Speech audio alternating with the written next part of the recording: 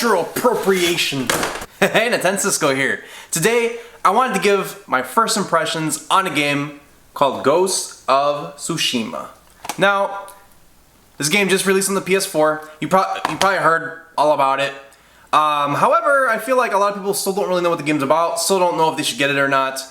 So I'm going to go ahead and talk about it. But we are going to avoid story spoilers. So just so you know, we're not going to talk about the story.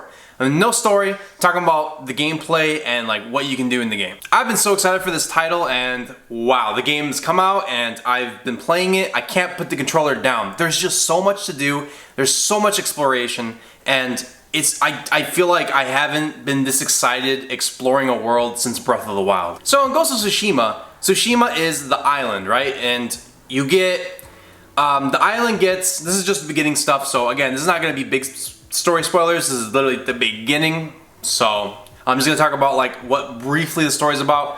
Basically the game's about, you live on this island, and the island's name is Tsushima, and it gets invaded, and you pretty much have to go like Far Cry style, right, where you have to go liberate the areas. So you have to go through camps and other areas and basically take down the invaders and work your way up until you get to the main big bad guy. So that's all I'm saying about the story.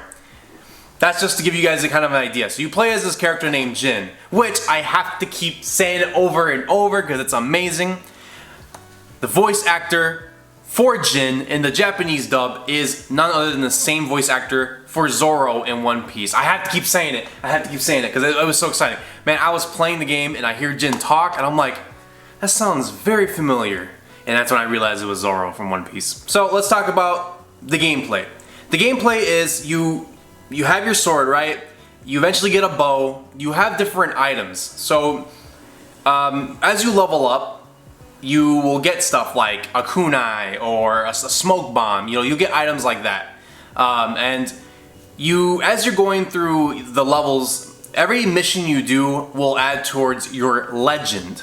So basically, it's like your title, and with every legend you grow. You know, let's say you do like 10 missions, right? And it'll get you to that level up of okay, you have a new title. And you'll continue to do that throughout the story. Everything you do will contribute to your legend. And the legend, what it does is basically just unlock more weapons. So if you get to a certain legend, you'll unlock, you know, like how you unlock the kunai or you unlock the smoke bomb and stuff like that. There is a technique system, which is your skill tree. And I am a sucker for skill trees. Like any other game, you have the skill tree where you can shoulder bash somebody. So like that's one I unlocked, where it's like, you unlock the ability to run at somebody and then shoulder bash them, which like knocks them to the ground. That's a technique, you know, and you get a bunch of those. There's one where they have to do with parrying. You know, you got to parry attacks. The parrying in this game is very similar to how it is in Sekiro, where you block holding, I believe it was L1, but basically you block, and if you tap it at that moment of impact, you parry, and that will lead to, you know, all different kind of techniques you can use. So that's how the techniques and all that work out together. So the skill trees are very fun to put together. Skill tree, the skill points that you get have to do with, like, again, same thing like leveling up in missions that you do. You'll get points and then you'll just contribute those to your techniques. Let's talk about exploration, because I have to talk about the exploration. Throughout the map, it felt like Breath of the Wild, Legend of Zelda Breath of the Wild, it felt like that. Like, I was going through the map, I felt like I was always finding something. Now, in Breath of the Wild, I felt like you can only really find shrines or Koroks, right? Those were like the two things you can find, and then you can find the horse stables. Those were kind of, and then you had the towers. So there's a few things you can do, but I feel like in Ghost of Tsushima, I feel like the map is maybe, from what I know, because I haven't beat the game. I'm still at the beginning, and from what I'm seeing, it looks like Breath of the Wild. The map is way bigger, but in this game, I feel like everything's better placed. So I feel like there's never a dull moment. Literally, there's never a dull moment. I can't even walk without finding something really cool. So you'll find like fox dens, right? And so if you see a fox and you follow it, you will find a den where, like, if you respect the den, you will get a contribution to one of your stats. So I think you get, I believe for the fox dens, it adds to your charms. Charms are what you would do, like, you know, to modify weapons. So throughout missions, you can get charms like, oh, this will raise your attack, this will raise your speed, whatever, and you equip that to your katana. And those are the charms. So if you want more charm slots, you go with the fox. You find the foxes, right? You can find hot springs. The hot springs will contribute to your maximum health. You can find bamboo, these bamboo stalks, and you have to like cut them down. They're like mini games almost, and when you do that, it contributes, I believe, to your healing ability. So there's a lot of things you can find. Like everything is worth looking for, and there's like shrines, like hidden shrines. If you really explore, you can find a hidden shrine, and it'll have like a katana or some sort of weapon, and you can eventually use that to customize yours. So for example, if I have, let's say, a white katana, right? Like it's just pure white, and let's say I find a katana that's red and blue, or yeah, red, black, I can eventually switch out my katana into that. So that's really cool. Then you can customize the color of your katana. So that's really exciting. Like everything is just worth exploring. Everything is worth getting. Doing side quests. I mean, I don't think there's a single game where I look at a side quest and I'm just like, tedious, you know? Like I don't want to do all these side quests, and then you do a side quest and open up more side quests, and it gets frustrating. In this game, Tales of Tsushima, I think this is probably one of the first games where I think every single side quest I have done so far has been enjoyable. They're always so fun to do, whether it's combat, whether it's like sneaking around Assassin's Creed style, assassinating people, whether it's checking a location out, and again, they contribute, like they give you items that you need. They give you XP, and they give you the progress towards your legend title, and it's just so worth looking through all the side quests. I mean, I asked a couple of my buddies who were playing, and they were like, well, I'm not even doing the story, I'm just doing the side quests. And it's not even about, oh, I'm doing the side quest because it's my OCD, I need to get it out of the way. No. We're doing side quests because it is fun, and we get items that really help us out in the story. For example, for me, I was doing side quests, and through doing side quests, I was getting the items I need to forge and upgrade my items. Now, that's another thing in the game that I want to talk about.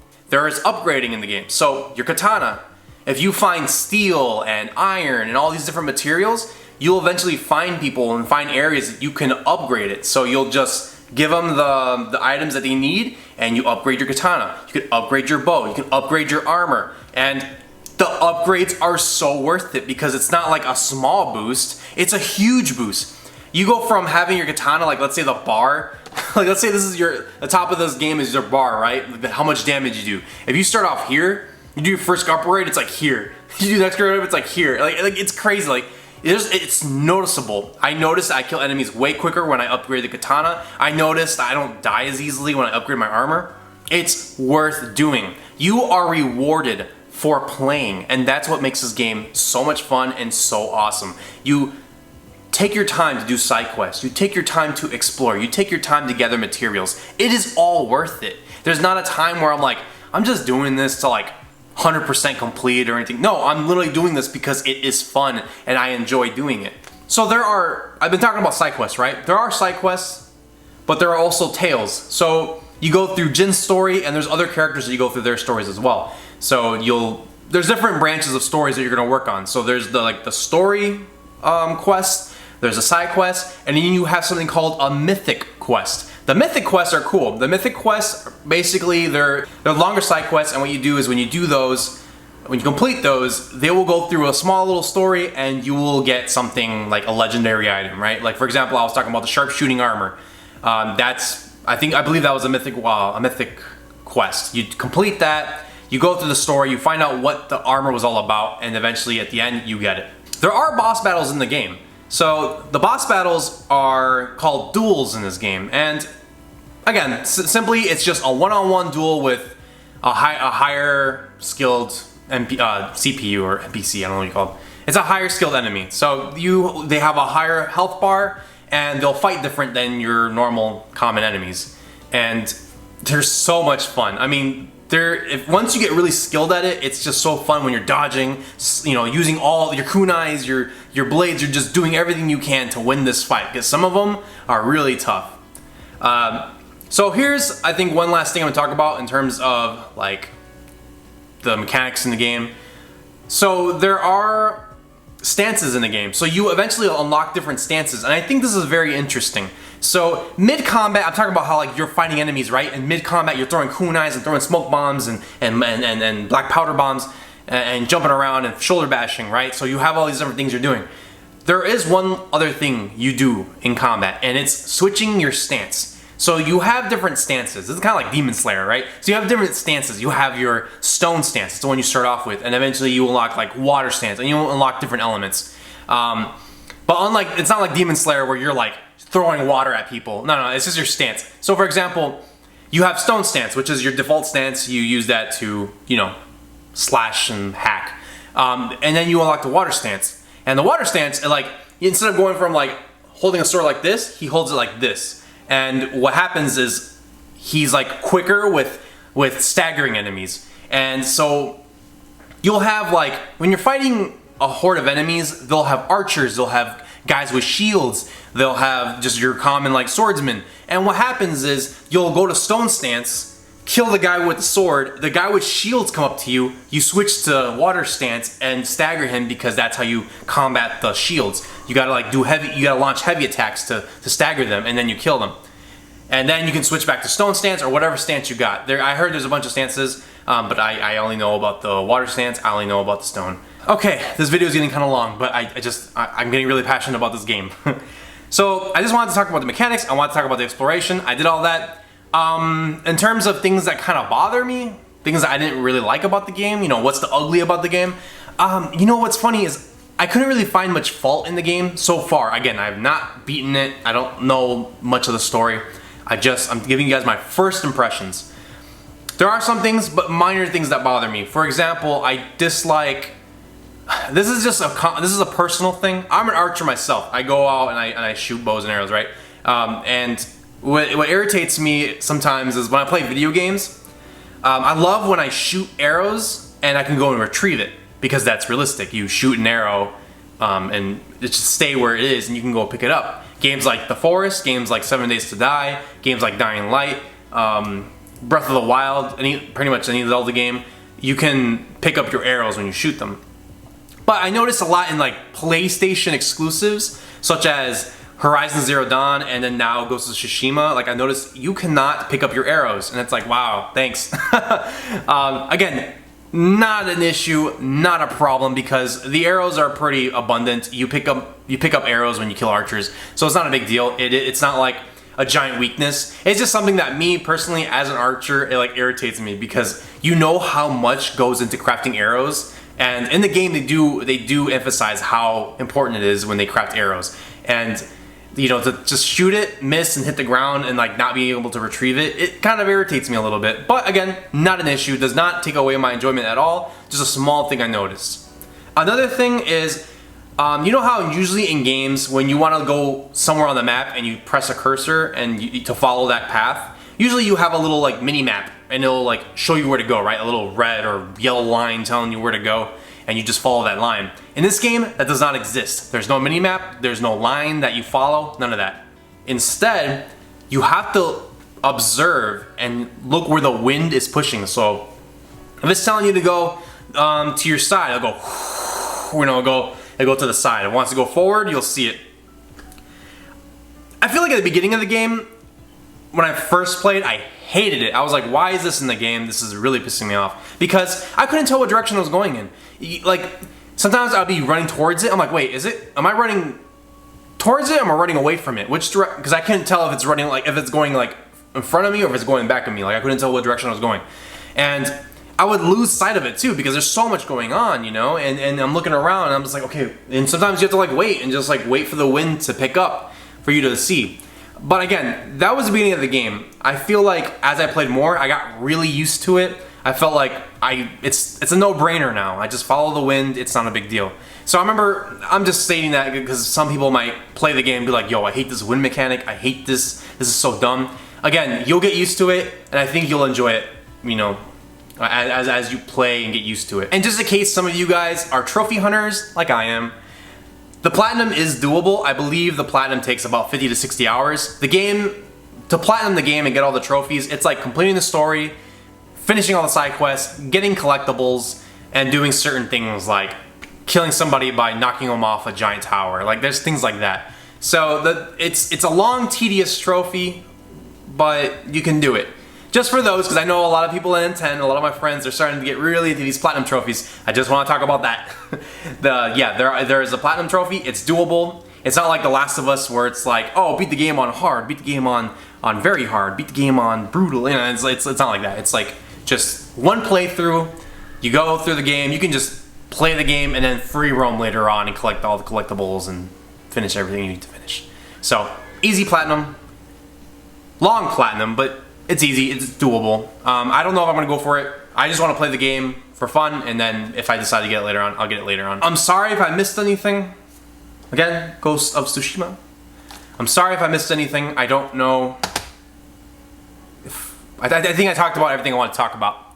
It might be a long video because I'm seeing it's 20 minutes and I talked the whole way. I don't even think there's anything to cut. Alright guys, I know this was a random video. I just wanted to give my thoughts on Ghost of Tsushima. I've said before, I've kind of wanted to review games, and I don't know, I felt so passionate about Ghost of Tsushima. I felt like this was just the perfect title to come on camera and just talk about it, and now I can go ahead and play and get some clips so I can put this in the video. Well, let me know. What do you guys think of Ghost of Tsushima? Did you guys play the game yet and you enjoy it? Do you dislike it? Have you not purchased it yet and you're like waiting?